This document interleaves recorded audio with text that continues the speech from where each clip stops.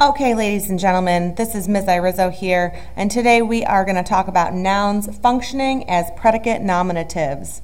Remember, the first thing we want to do is make sure we have our packet out to page 8. This is page 8 in our grammar packet. Go ahead and hit pause and get it out.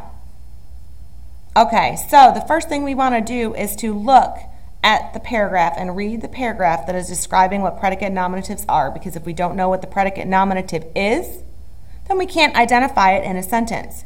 So, it says here that a predicate nominative is a noun or a pronoun that follows a linking verb and renames or gives more information about the subject. That looks like a definition to me, so I'm going to highlight that so that I can make a note of it later. It answers the question, who or what is, and we're going to do a different question that's going to make it even more clear for you, so hold tight. The linking verb describes a condition and not an action, and the most common linking verb is to be in its various forms, as well as to become. Now, let's go back, okay? I know that a linking verb is a type of verb. I know there are other types of verbs. There's action verbs, there's auxiliary verbs. An action verb, which it talks about down here, is an action. It's something that you do. Run, jump, dance, sing, study, read, right? Now, a linking verb describes a condition, okay? It links your subject to your predicate, okay? Here it tells us the most common linking verb is to be, and there are various forms of it, as well as to become. Now, we know, ladies and gentlemen, when we are talking and we say, I be having dinner every night, or he be going to the store to buy a shirt. Okay, you're using be. You're using be, but you're using it incorrectly. You should be saying, I am eating dinner every night. He is going to the store to buy a shirt. Okay, so we want to be aware of that, and we'll talk more about that later on. But what we want to focus on now is the predicate nominative, and that is something renaming or giving more information about the subject. So look at the example. It says Langston Hughes was a great poet.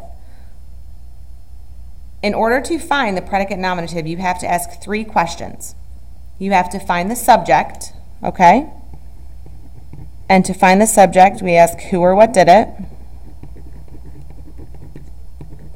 And this should be review. To find the verb, you ask what did it do.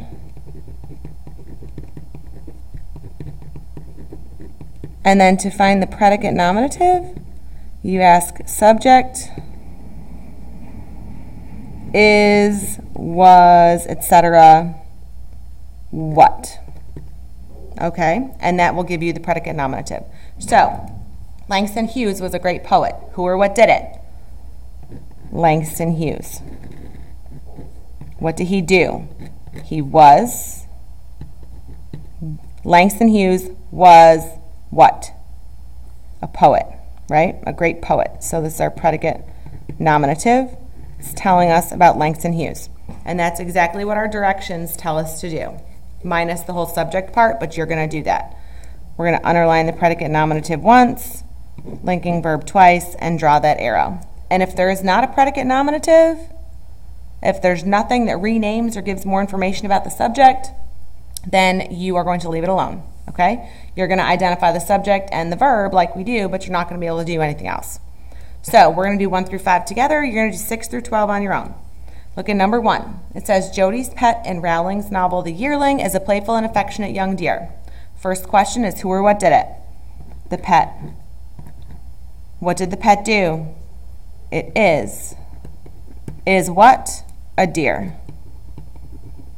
And you draw that arrow to pet. It's not Jodi's. I know some of us probably put Jodi's, but Jodi's is incorrect because there's that apostrophe S making it possessive, and you can't have a possessive subject. It just doesn't work that way, okay? If it said Jodi in Rowling's novel The Yearling is the main character, then that would be different, okay? But now we're talking about the pet specifically.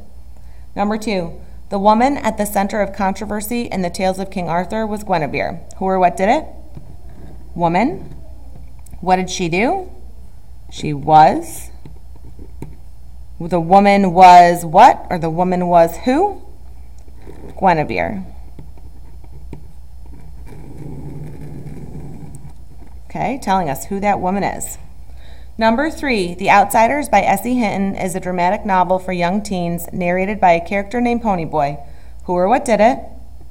The Outsiders. What did it do? It is. Is what? The Outsiders is what? A novel. Number 4, Charles Dickens is the author of the classic favorite Oliver Twist. Who or what did it? Charles Dickens. What did he do? He is. Charles Dickens is what? Author. Draw that arrow. Okay, number 5. Beth is currently reading The Little Prince. Who or what did it? Beth. What did she do? She is reading. So she's doing an action. If she's doing an action, are we going to have a predicate nominative? Look up at the top. The predicate nominative is a noun or a pronoun that follows a linking verb. Is reading a linking verb? No, it's an action verb. So are we going to have a predicate nominative? No, we're not. So we leave it alone. You're going to do 6 through 12 on your own. So number 6. George Orwell's Animal Farm is an allegory that uses farm animals to illustrate the dangers of totalitarian government. Who or what did it? What did it do? Subject is what? Or subject was what? Number 7. The Newbery Medal is awarded to the best piece of children's literature every year. Who or what did it? What did it do? Subject is or was what? Number 8. The Old Man and the Sea by Ernest Hemingway is a deceptively simple story of an old man's battle with a giant marlin. Who or what did it? What did it do? Subject is or was what? Number 9. The main character in Tolkien's The Hobbit is a far-wandering creature named Bilbo Baggins. Who or what did it? What did it do? Subject is or was what? Number 10. Homer's story of the Trojan War, the Iliad, has been a fixture in libraries and bookstores all over the world for many years. Who or what did it? What did it do? Subject is or was what? Number 11. Alice's Adventures in Wonderland, Through the Looking Glass, and What Alice Found There were all written by Lewis Carroll. Who or what did it? What did it do? Subject is or was what? And number 12. Death Be Not Proud is a beautifully written memoir by John Gunther about his son. Who or what did it? What did it do? Subject is or was what? Ladies and gentlemen, if you have any questions, make sure you make a note of them so that you can ask or ask along the way. And this is it for today. This is Ms. Rizzo signing off. Until next time.